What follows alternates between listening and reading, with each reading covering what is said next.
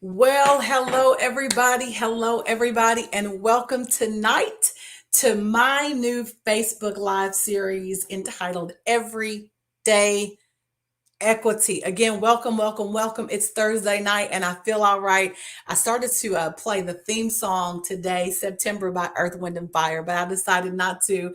So happy to be with you tonight. I am your girl, your host, Dr. Matisa Wilbon, and I am here with something new. Normally, you see me on and I'm praying and I'm doing all kinds of things like that. But tonight, I'm excited because we're talking about another one of my passions, and that passion is equity, equity, equity. I'm telling you, the conversation tonight and from here on out, every single Thursday at 8 p.m. Are going to be ones that you don't want to miss. We are making those things that seem so big and so challenging, we're making them small.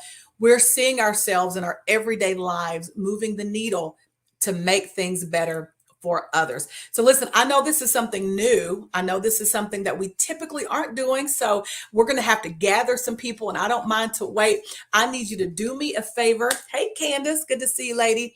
I need you to do me a favor. I want you to share this live right now. I want you to tag some folks. I want you to put some names in the comments, share it, let them know that we are having a very important conversation that they are not going to want to miss, particularly since this is the inaugural one.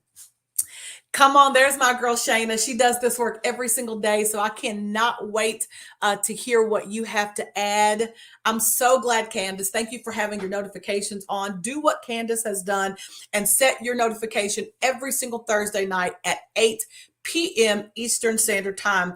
Now, listen, I'm going to pause for the cause really quickly because I'm about to share this live right now. I want some people to be a part of this conversation because it's important where we are in our community, where we are in what we need to do to move things forward. We need some other voices.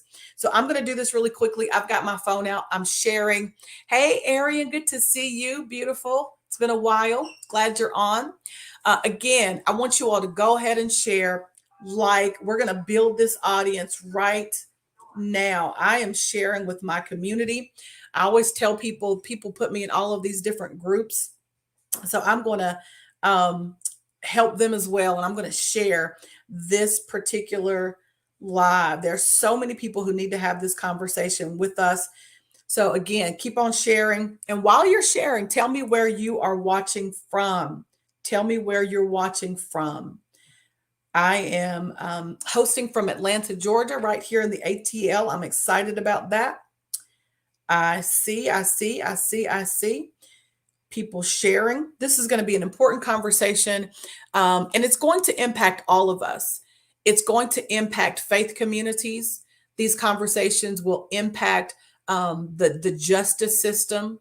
It's going to impact everybody who works with people, right? If we're working with people, and we all are in some regard, then these conversations are going to impact you. So I want you to share. I want you to tell me where you're joining from. Toya, good to see you from ATL. Angela, she is always a share warrior. Thank you so much. She is joining us from Philly. I want you to think of some other people who might want to be a part of this conversation. There might be some people you don't even know, they don't even know that they need it. But again, it's going to be super important. So we're going to jump into it. I don't want to hold us too much longer because I have an amazing guest who is going to be my first guest kicking off this inaugural series. Again, it's called Everyday Equity. So Dr. Wilbon, you're not talking about church? Nope. You're not talking about prayer? Nope. All of those things are super important because faith is a huge part of who I am. But I believe that faith without works is dead. Part of my assignment in the earth is to continue to bring light to issues that are close to God's heart. And I believe that helping the least of these, helping the marginalized, making sure that there are resources available and opportunities for people who wouldn't necessarily have it. I believe that that's also a part of what we all should be doing. So as you're continuing to share and tag, let me tell you why it is that I'm doing this particular series. I am a sociologist by training. Much of my life, I've taught not just sociology, but within sociology, among other things, inequality and race and ethnicity. So it's something that's always been at the foray for me, teaching about it in terms of awareness, but also, teaching about best practices and the things that we're seeing within society. Well into my tenure, while I was teaching full time, I had a couple of great opportunities. One of them was to help do training, diversity, equity, and inclusion training for all staff, faculty, and administrators on the campus where I was working. Amazing opportunity. It was in the summer, and we had all of these trainings as it related to DEI. At the same time, of course, I was working with students. I was working with a particular leadership group on campus and helping to really diversify this leadership group. When I got it, although it was an amazing group, it was not diverse. And it was my intention, right when I saw the demographics, to make sure that everybody had access. And then soon after that, I was elected faculty council president. So I was able to work with the president of the university, but also work on the curriculum, the gen ed curriculum at the school. So I had a bird's eye view of working with faculty and administrators, working with faculty in terms of the curriculum, and then working with students. And what I realized, and there's so much more to the story, but I'll kind of encapsulate it here, cut it down here. What I realized was that everybody can move the needle towards making sure that we all have access, right? That wasn't the job of one person. From the work that I was doing at the university, I was hired by a local nonprofit in the community to do diversity, equity, and inclusion training. I had a 5-year contract, and they extended it to 6 years because the work was long term. So that happened. It was a nonprofit. Then I started doing DEI training for a media broadcasting organization. Then I started doing it for a Fund for the Arts organization. So all of these various organizations, one was dealing with climate issues, the park system. So I was working with all of these organizations, and these are the couple of things that became clear. And then we're about to bring in our guest in just a second. What became clear to me, whether I was working with universities, working with folks in the park system, working with media conglomerates, working with nonprofits, what became clear was that a lot of people became complacent, or at least once they felt they were aware of the issues, felt like they had gotten somewhere. Okay. And what I knew from the work that I'd done and the work that I continue to do is that it's not enough to be aware of the problem. We have to know what's necessary to move us to action. The other thing was, as I was working with these various groups, one of the things that we realized was everybody had the best intentions, right? It wasn't the intentions that was the challenge, it was the impact. And what I realized, Candace, was that even if you've got good intentions, if you don't move beyond that, Shayna, if you don't move beyond the intention, the impact will never be made. And I saw some groups, did so well and really, really did better as time went on. But then there were other groups who stopped too soon. They fulfilled what they thought was their intention, but never really got to impact, or they didn't have impact that was sustained. And so their efforts started to roll back a little bit. Why is that important for us? You might say, well, I'm not the CEO of a nonprofit, or I might not be doing DEI. This is the other thing that's key for everybody watching or who will watch this replay. And this is exactly why I wanted to do this series. The other thing that I saw over and over and over again was that people would put DEI professionals in place, which was good. I applaud that. But then they assumed that the entire change of the organization was on the shoulders of the DEI professional, right? So because you are the chief diversity officer, anything related to equity has to be done by you. And they would wonder why after 3 years, 4 years, 5 years, the work was not being complete, because that person was exhausted because it was so much work.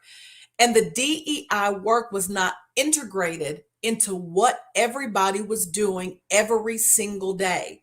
The most successful organizations who had sustained change not only had awareness, but they moved to action. Not only did they have good intentions, but they had impact, and it impacted every single um, part of the company. So no, you are the marketing director. DEI isn't your first job, but it should be integrated into what you do every day. Does that make sense? Okay. No, yes, you are the financial department. DEI might not be the thing that you wake up and think about every day, but equity should be etched into your work every single day. Successful organizations that achieve equity and sustain it integrate it. They don't make it an add-on. They don't make somebody do it, and just put it on the shoulders of one person. They realize that it's everybody's job. Hey, lady, good to see you. So good to see so many on. I'm glad to see you, Angela and Candace. Good to see everybody, everybody, everybody. So, why are we here? Why are you here? You're here because I believe this idea of equity, this idea of making sure that resources are available and doors are open and opportunities are there is not just the job of one, it's the job of all.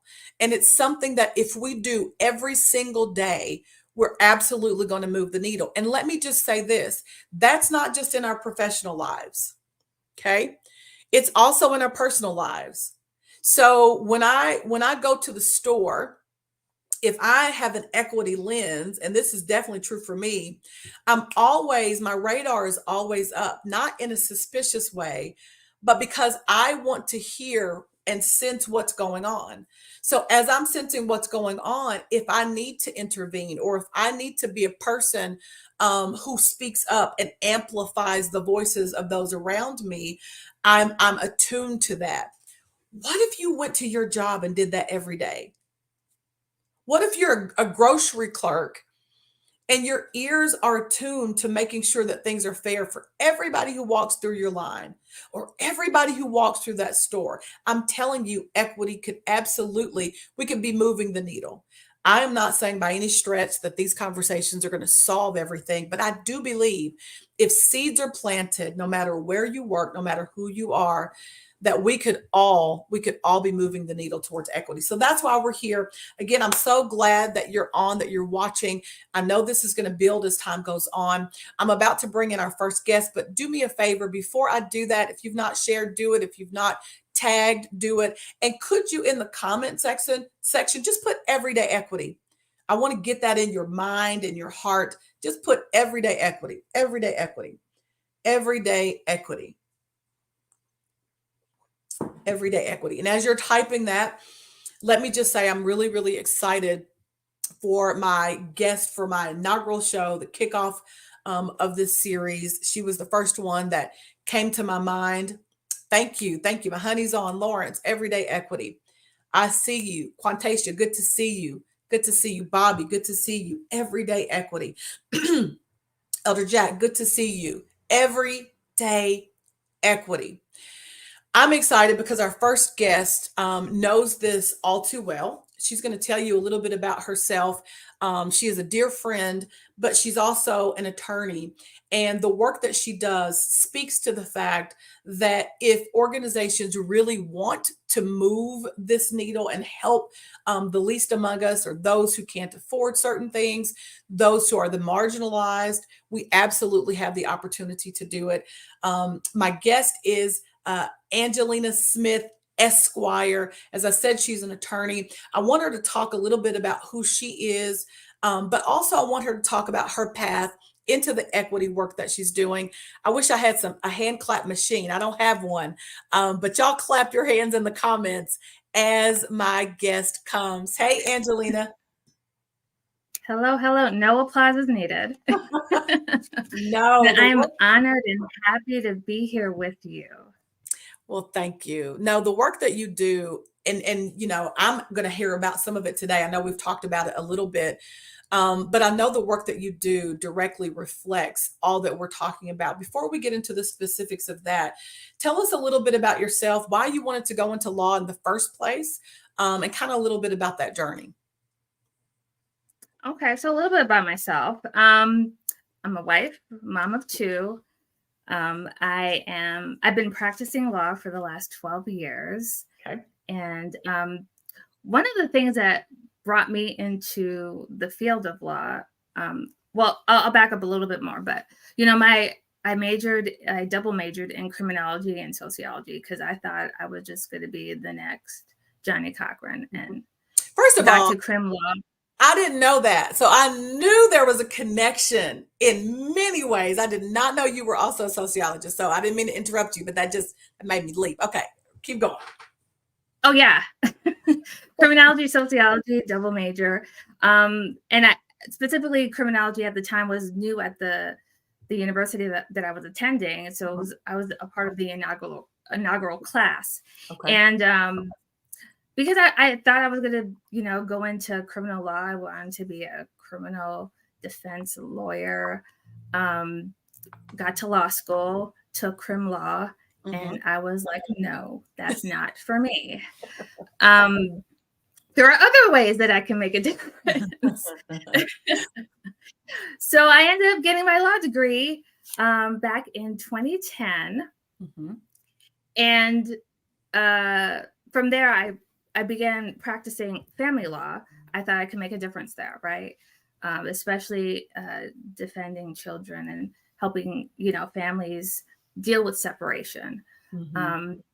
Quickly pivoted from there and went into corporate litigation because that is such an emotional task. That is, not only are you the lawyer, right, but you're the counselor and, you're the confidant and that could be a little bit much. So I pivoted into litigation because, court, right? But I did corporate litigation where I didn't have to be in the court, but I could do all the background stuff before, we ever get to court. And from there, I've been in that position. And then I had an opportunity. And my opportunity landed me into this position, which is, being in our pro bono department. But before I go any further, I want to make this clear that, these are my opinions. They're not attributed to any other organization. These just belong to me. So I've set the protocol now.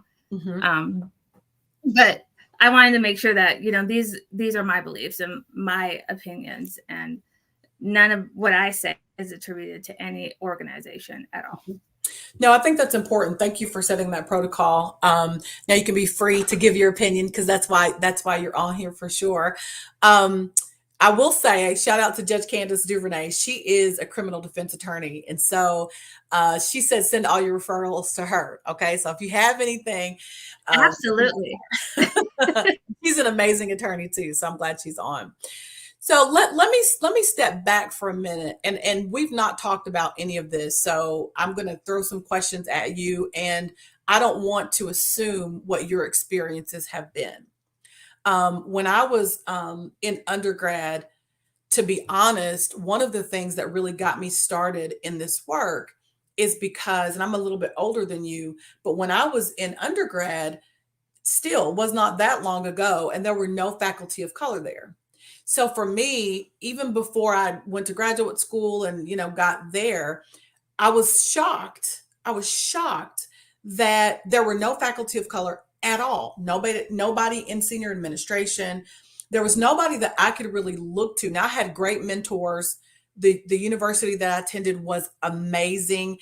It absolutely prepared me for a successful education. But socially, to be honest, it was hard. There were a few of us, who were students of color on campus. I was actually telling my students the other day, we were talking about Greek life, and they were asking me what I pledged. Was I in a sorority? And I said no, because my university did not allow Black Greek life. There were no Black Greeks on campus. There was an active Greek community, but they did not allow and was vocal about not allowing Black fraternities and sororities. So anybody who pledged had to go off campus. And so really what that did for me, Angelina, was it made me become an activist. It made me amplify my own voice. I ended up, not just me, but my peers, we went to the administration and we put some demands on the table. And I'll tell you and I'm sure there were some things that had happened before, but from that time on, we got an Office of Multicultural Affairs. They worked towards getting more faculty. It was a slow process, but there's been progress. I said all of that to say my equity bent, my activism, my desire to want to do this work was well before I had a title. I just knew we needed help and systems needed to change. So my question to you, your experience might not be like mine, but did you have any experience at all where you knew equity was something that you needed to look to in your job? Absolutely. I would say that my first experience dealing with inequity was actually in high school. Okay. I had a high school job. But I mean, shout out to my parents. They are big proponents of education. So I am first generation. I know that you are too. And that means a whole lot, right? To be first generation and to press forward into higher education. But I was in high school. I had a part-time job. And I have conversations all the time. People just like to talk, and that's fine.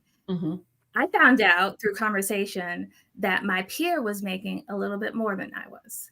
It wasn't because, I wouldn't say it was because of race or anything else, but it was, I would think, gender-based, right? Gotcha. So by virtue, I'm a Black woman, right? So there are so many instances of inequities already. But in high school, I found out that he was making more than I was. Wow. And I approached the manager at the time and I said, well, why is he making more? We have the same tenure. I trained him. So it's not like, there's something else going on there. We do the same job, the exact same job. There is unfairness here because that's what inequity is, right? It's not fair. It's unbalanced. And she corrected it right away as soon as, we pointed it out. And that's what this is, or the conversation that we're having now, right? I'm on the metro train almost every day. And one of the things I hear all the time is if you see something, say something.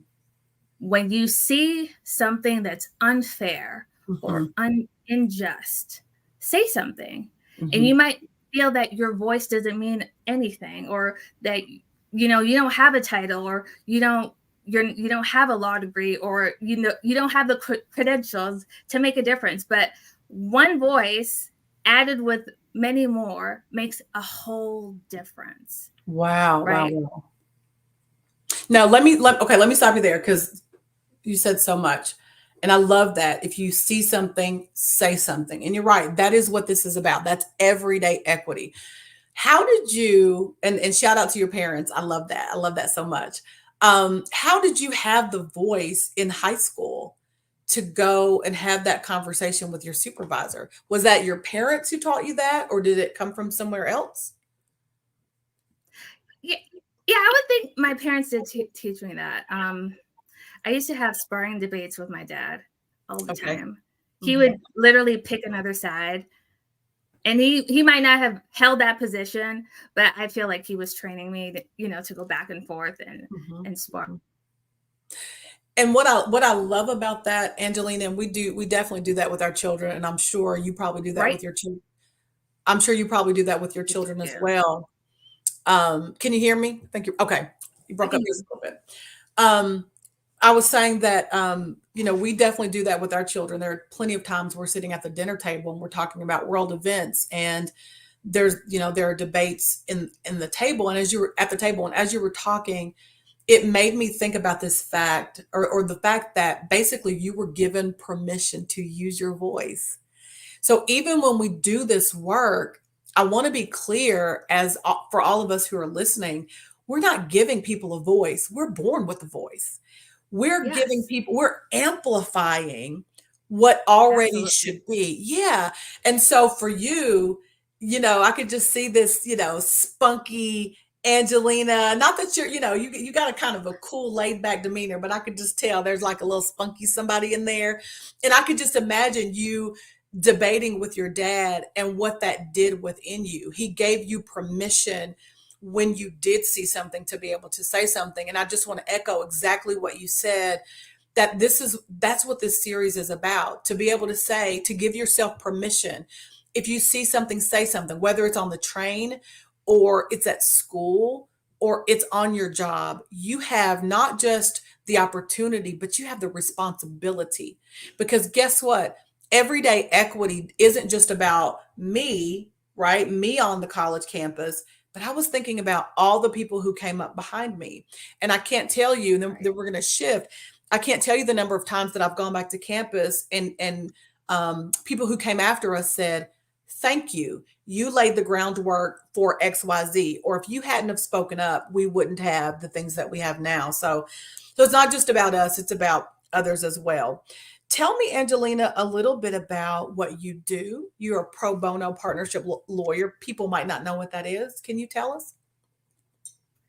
So I work in a AmLaw 100 firm. We have several different departments. One of them is pro bono department, and within our pro bono department, we have amazing lawyers. I will do that. I will shout them out. They are amazing at this. Pro bono means free, right? This is free legal services. Mm-hmm. Pro bono, right? Free Okay. legal services. Lawyers don't go to school to get free legal services, right? True. Um, but they do so much of it. And so I'm really grateful that they have the desire to do it. But in my particular role, in addition to, the general pro bono department at the firm, Mm-hmm. is I partner our corporate entities with our attorneys, and they do pro bono work together. And this actually came about a couple years ago, where we were all sitting at home, right? COVID was happening. Mm-hmm. There was like a convergence happening, right? We had COVID, and then we also had a very tumultuous environment. George Floyd happened. Yeah. And everyone watched, right? And everyone saw inequity live. Yes. And out of that, a lot of corporations felt the need to heed to the call of, we see where it can be unequal, or we see inequity in certain systems and how certain systems are not designed for certain classes of people. Mm-hmm. And so they reached out and said, we want to do more to help. There is this great need for legal services for people that either don't have the access to it or can't afford it. Mm-hmm. And so part of my job is to make sure we find projects for them to get involved with, because they don't necessarily have the infrastructure in their corporation to do that. Got you. So, well, I love what you said. And I was going to say this earlier, but I'm glad you brought it in here. As you said, everybody's at home. It's COVID. We're watching television or social media pretty much 24/7. George Floyd is murdered before our eyes, right? Like you said. You hear, well, you didn't say that. I'll say that. He was murdered right before our eyes. And we're watching this, and all of these companies said, we're going to step up to the plate. We see these inequities. COVID exposed inequity in healthcare, a digital divide, inequity in education, inequity in the criminal justice system in terms of people being in jail and prison. We see people, so many different things. And then here we see this happening. So many organizations said that they were going to step up to the plate. Many pledged. And I don't want to wade too much into the water. So you comment as much as you want to or as you can. We're now seeing people roll back on those pledges. they did the work for a little while, and now there's conversation about, do we need it in higher education? We know in Florida, as an example, changing the entire history to appease or to make certain people not feel uncomfortable. And I guess my question for you is, why do you think your firm is still committed to this work when we see, and there still are some people committed, but why do you think your organization, your firm is still committed when so many people are now questioning it just 3 years later? I'm really grateful that the organization that I belong to really has this embedded in the culture, right? Mm-hmm. We really believe that we have not only, the duty to serve, but it's a privilege, right? We have these degrees, and it's a privilege to use our skills, right, to the betterment of those that just don't have the access to it. Mm-hmm. And so, like the American Bar Association, they have suggested that all attorneys should pledge at least 50 hours of pro bono a year. Mm-hmm. That is across the board. That's if you hold a law degree and you are a practicing attorney, that is a suggestion. It's not a rule, but it is a suggestion. Mm-hmm. And so, it's just because it's the culture of our firm that's what we've been doing for years. I want to say over 70 years. This has been what we've done, and we'll continue to do it. And I really, appreciate their investment in our department to do that work, because pro bono, while it's free, right, it costs them. 100%. Right?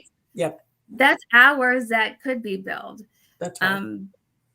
But it's a cultural thing. I've heard a lot of people that come to our organization say they've come because of the culture. They come because it's a place for them where they can give back in that meaningful way. And so it's an attraction, right, to talent to the firm as well. That's good. So, and I see some people agreeing, Candace agreeing, several different people agreeing. As you're watching, if you've got questions for me or for Angelina, I want you to start preparing those now, because we're going to take questions in just a moment. I wanted to ask you, Angelina, I know you can't, of course, can't talk about specific cases. I wouldn't even ask that. But can you talk about shifts or changes that you've seen, or some of the positive things from the work that you're doing? So, number one, positive thing is corporations saying, how can we help? We want to help. How do we join in? Good. How do we stand shoulder to shoulder and do this work? That is the most positive development that I've seen. And when I started, there were a few. Now there are many more. And that's exciting to me. The next thing that I've seen is there's a lot more legal aid services being developed. They're popping up everywhere, especially where they're needed in the rural areas. So that's positive to me. The drawback, though, is we can almost never meet the need. Yeah. There is just so much need. And as much as we can do, and I've talked to pro bono councils across, the state and so forth. And there's just so much need that even if we put all of our forces together, there's still just so much need, right? And it's hard to meet the need, but as long as you're committed to do it one step at a time, shoulder to shoulder with our partners, shoulder to shoulder with legal aid organization or legal services organizations, we can at least impact a little bit, and maybe the impact, grows. Good. I love that. I love the idea of the collaborations. I didn't think about that, but are they coming just word of mouth, or are you actively recruiting partners, your organization? I think they see what we're doing, and they want to be a part, right? Just like anything else in the world, right? If you see a good thing, I want to get in on that. Or you see a startup, right? I want to invest in that because I could see that that's going to be something, down the line. Mm-hmm. One of the things that I think about with people, and again, part of the reason why I wanted to do this series of conversations on everyday equity is because we have, in my opinion, politicized it to the point where it feels foreign or it feels hard, or if I say equity, I mean one thing versus another thing, when in fact, and you said this earlier, it really is just about making things fair, making sure that everybody has access, making sure that everybody has opportunities. And what I love about, the work that you're doing, and other people being able to see that, is we realize that there are a lot of things we do in life that are hard, right? But we do them anyway because it's right, or it's fair, or it's good, or it's beneficial. And so I wanted to do this to let us see that this equity work is important in our lives, and it's doable. It's doable. I was thinking about this, and I'll ask my next question. And if you've got questions, you can go ahead and put them in the chat. I remember when President Obama was, he was pushing Obamacare, and they were trying to get that passed. I'm from Eastern Kentucky, so there are a lot of different ideas politically. I have friends on every side, right? And I remember, people being questioned saying, "Do you want Obamacare?" And they're like, "No, I don't want Obamacare," because politically they didn't align with Obama. So, "No, I don't want Obamacare. Don't give me Obamacare. No Obamacare." And then then they were asked, "Do you want, affordable health care?" Heck yeah, I want affordable health care because I work hard and my family needs to have health care.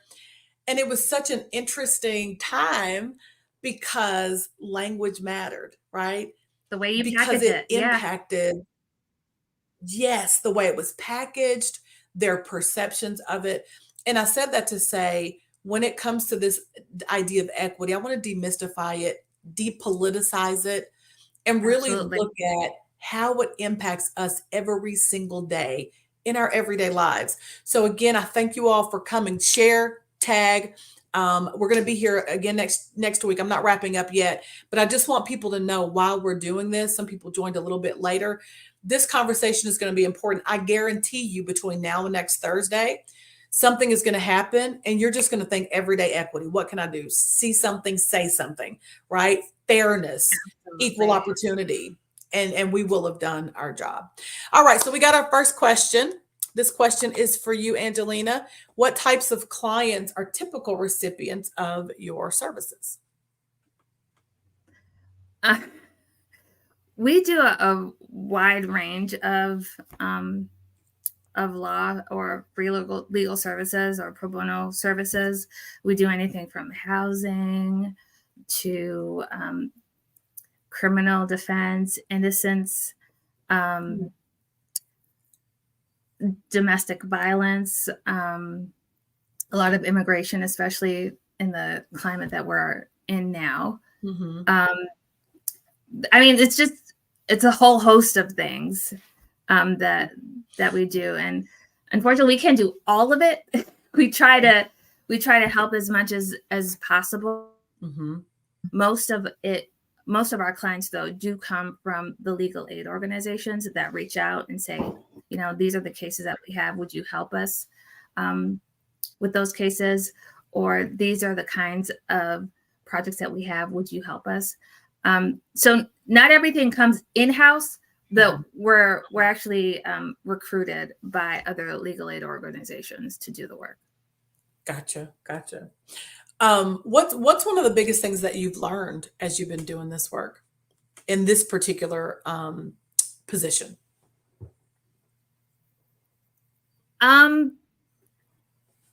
As much as,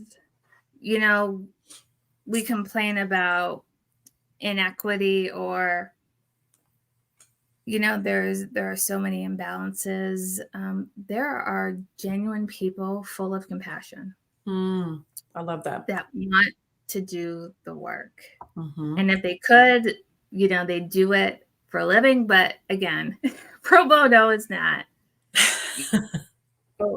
You can only do so much, right? Yeah.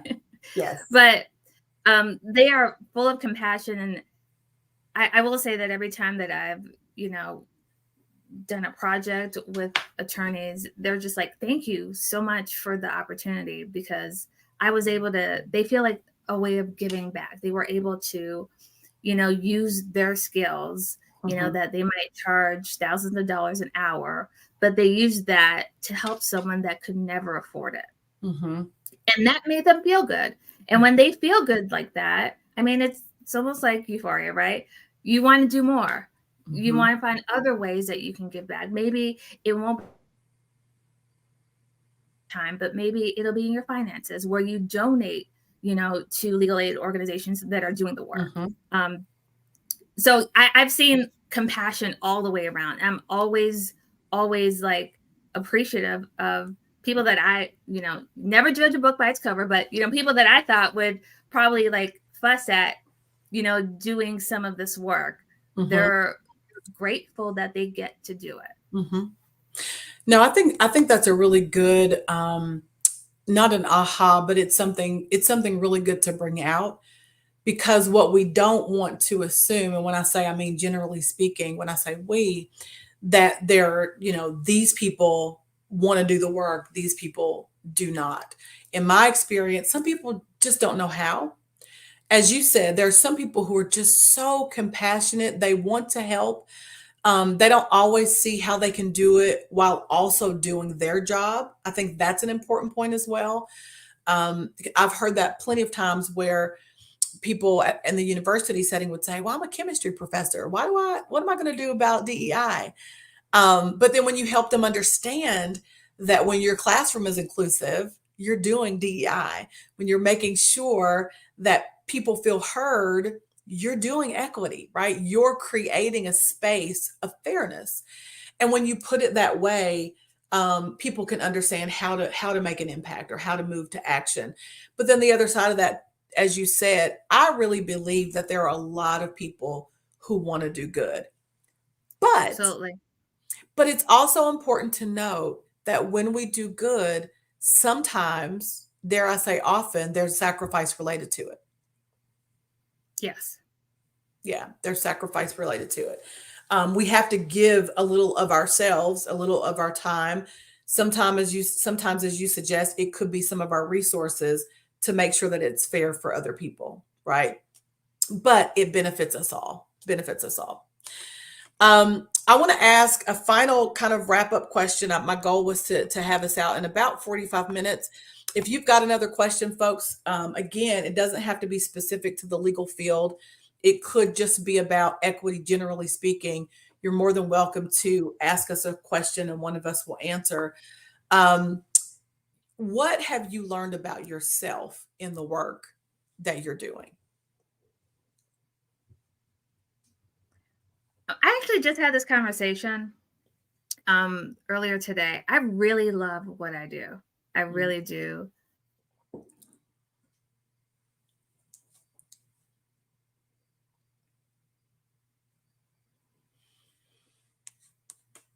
I think I've always gotten into the field of here. Am I still here? Yes, you went out just a little bit, but you're back. Perfect. I was just saying that, I really do love the work that I do. I love helping people. That's just something that I've always liked to do, is just to help people. And so I'm able to use my skills. I'm able to use my degree to help other people help people too, right? I do take cases pro bono as well. But I also love the fact that I'm able to give back. And giving back is important to me, just as a person of faith in general, just using what God gave you and using it to help people. So I've loved that opportunity to do that. I like the opportunity to expand, the base, to make it bigger and inclusive, and include more people to do the work. Yeah. And even if you're not, a lawyer, there are other ways you can use your skills, right? I was telling someone earlier this week, jury duty is a big thing. You might not think that that is something that would be an inequity thing, but having fair-minded people on a jury is a big thing. That is a big deal. Mm-hmm. You know, having a jury of your peers. Mm-hmm.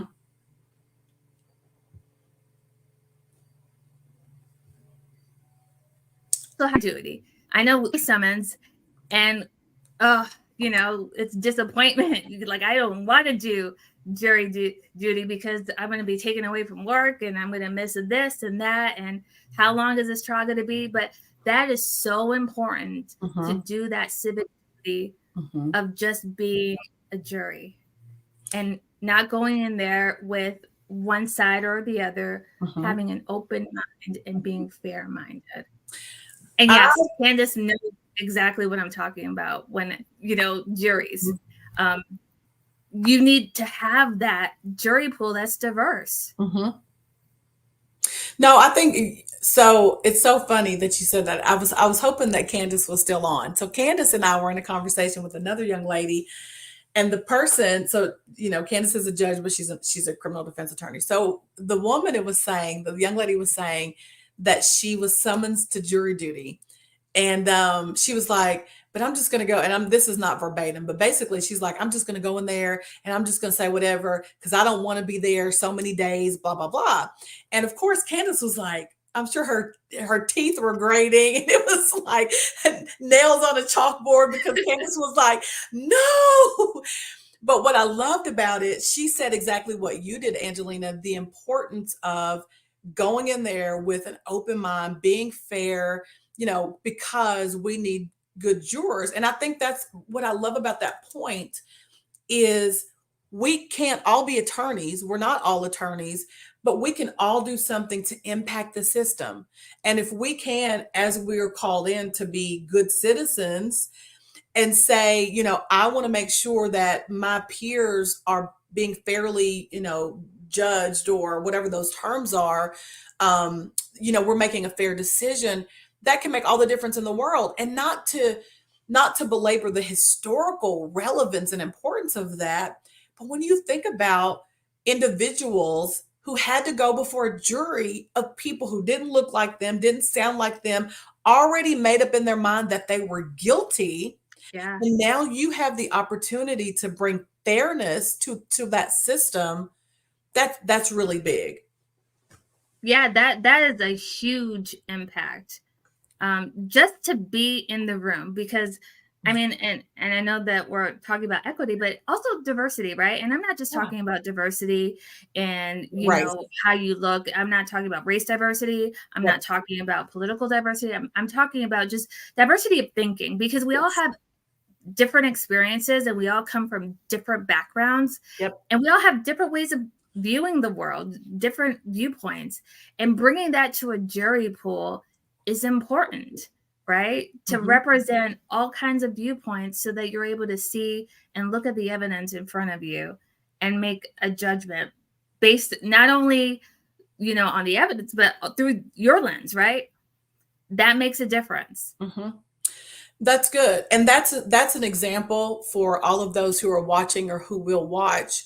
That's an example of everyday equity, of thinking about how can I make a difference? Because the reality is we all can. We might not know how, but that's what this series is designed to do, to give us examples, strategies of everyday ways that we can make sure that it's better for somebody else. Because guess what? God forbid, let me just say, God forbid, I would ever be in a position where I need a jury to be fair, right? Or that I'm sitting there as a defendant, God forbid. But if I were ever in that position, I would want, you know, fairness. I would want people to really be looking at it, like you said, from these various perspectives. And that's absolutely something that we can do. If there are no more questions, and if you have any, we've got time for just a couple more. If you don't, that's fine. We're going to be here every single Thursday night talking about various things. Today, we're talking specifically about law, but next time we're going to be talking about education. What advice would you give? And we kind of just talked about it a little bit, Angelina. If you were talking to your children about a difference that they could make, what would you say to them? Well, first, to be a friend, right? I know that's not legal. That has nothing to do with the law. Yeah. But I think when you're an ally or a friend, you're looking out for someone else other than yourself, being empathetic, that goes a long way to framing and shaping how you walk or go through life, right? Mm-hmm. That you're not only thinking about what you can do, what you can have, how much you can get, but thinking about people around you. Mm-hmm. And I think that is what helps things to become more fair, right? Mm-hmm. That helps break some of this inequity. Mm-hmm. So that's kind of what we've instilled in our children, is just being a friend. And if someone's being bullied, you speak up. You might think that, you'll be bullied too, but at least you spoke up and that person knows that you have their back. Mm-hmm. Or, you see something, and you see something unfair happening, speak up. Mm-hmm. Your voice is valuable. Your voice is valuable. And, we've encouraged them to use their voice. Mm-hmm. And I'm so happy that, sometimes they do that. And sometimes they come after the fact and tell me, I should have did that, but I was really shy. Mm-hmm. And I said, well, make sure, next time we're going to have some more courage, some boldness. And if you can't do it, take someone to the side and share it if you don't want to do it openly. Mm-hmm.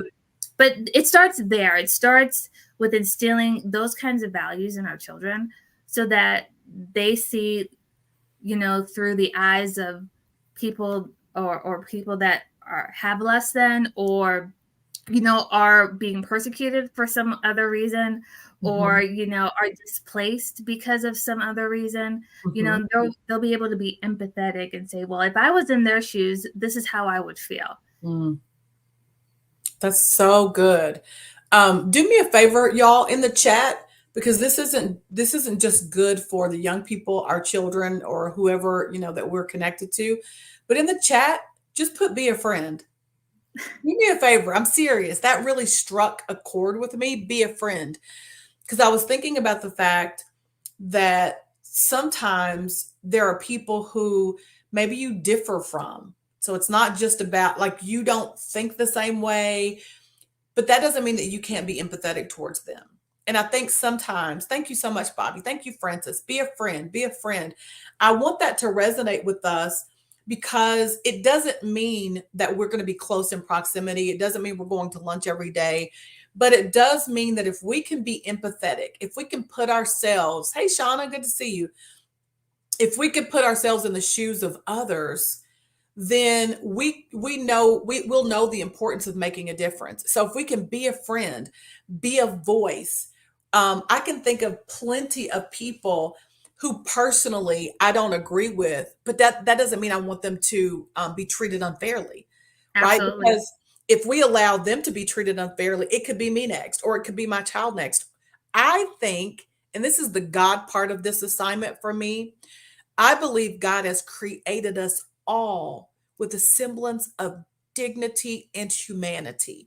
And it is our responsibility. It's my assignment to give voice and language in these conversations, because it's so easy for us to dismiss individuals or dismiss people, even because we differ with them.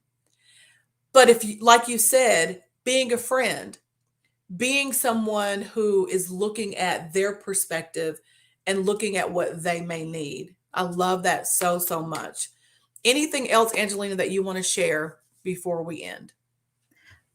Thank you for doing this. Thank you for taking the charge and the initiative, for just putting it out there, especially when, equity and diversity and inclusion, all of those things are truly at risk. Mm-hmm. But also, I'm honored to be the first guest. But I think it's good that, we set the foundation with law, because all the other inequities happen because of the laws, or because mm-hmm. laws are not properly enforced, right? Mm-hmm. Or because laws are overturned. Mm-hmm. We've seen a lot of that in the last few years, right? Where protections have been rolled back for people that really and truly need them. Mm-hmm. So thank you for the conversation. And I hope to be in the comments next week, just cheering you on, but also cheering on your next host, and continuing the conversation of making sure that we all have a fair shot and that we all get a fair chance. That's what equity is fairness. It's fairness. So simple. No, thank you. Thank you for lending your wisdom, your expertise, your knowledge. You've given us a lot of nuggets. As you said, even if you're not an attorney, there are a lot of things that we can take from what you shared with us tonight. So thank you. Thank you for being my first guest. I couldn't have, wished for a better one. I really, really appreciate you. I want y'all to show Angelina some love in the comments. I'm going to take you down. We're about to wrap up now. So again, thanks to my guest, Angelina Smith, amazing pro bono lawyer. She's doing work. As someone said in the comments, you are changing lives every single day. We're ending with this idea, be a friend. If you see something, say something. I'm telling you, she gave us so many nuggets. Make sure that you're using your voice. Amplify somebody else's voice. Listen, I'm excited because this series is going to continue next week. I'm going to make sure that every single week we have dialogue around this idea of equity, everyday equity. So to that end, if you're interested at all in being a guest on the show, and I did this hurriedly, hopefully you can see it right there in the corner, that way. There we go, that way in the corner. There's a QR code. If you're interested, if you're saying, Dr. Matisa, I need to be a part of this conversation, I want to be a guest, I want you to scan that QR code right now. There is an application of sorts, and essentially it just asks you what discussion topics you're interested in, and a couple of more questions of you, nothing hard at all. But if you're interested in being part of this conversation, I want you to scan that QR code. I want you to fill out that application, because we're going to be talking. I don't know how long the series will last. My hope is that it becomes a podcast. That's what I'm shooting for. But it really is about doing the work of everyday equity. I don't want you to think that your job is exempt, that because you don't have a title, a DEI title, that doesn't mean that you're not supposed to be doing the work. This work is about integration and how we can do it in our personal and our professional lives. The last thing that I will say very, very quickly is, if you're interested in contacting me, my information is right there on the screen, info@matisawilbon.com. Again, if you want to be a guest, scan that QR code, fill out the application, and I'll get back with you ASAP. If you've got questions or want to follow up, if you have questions of Angelina and want me to get those questions to her, you can email me at info@matisawilbon.com. Listen, let me tell you this. We are doing everyday equity. We're making sure that things are fair every day, whether you're in the grocery store, on the train, in the boardroom, or in the classroom. We have a privilege. We have a responsibility to use our gifts, to use our voice, to make sure that everybody has the same opportunity, whether you have a title or you don't. We should all be about the business of doing everyday equity. I'm excited that you are here with me for this inaugural show, if you will, this inaugural session. See you back here, same time, same place, next Thursday at 8 p.m. Eastern Standard Time. Bring a friend. Tell somebody. We're going to be talking about it. See you then. Bye.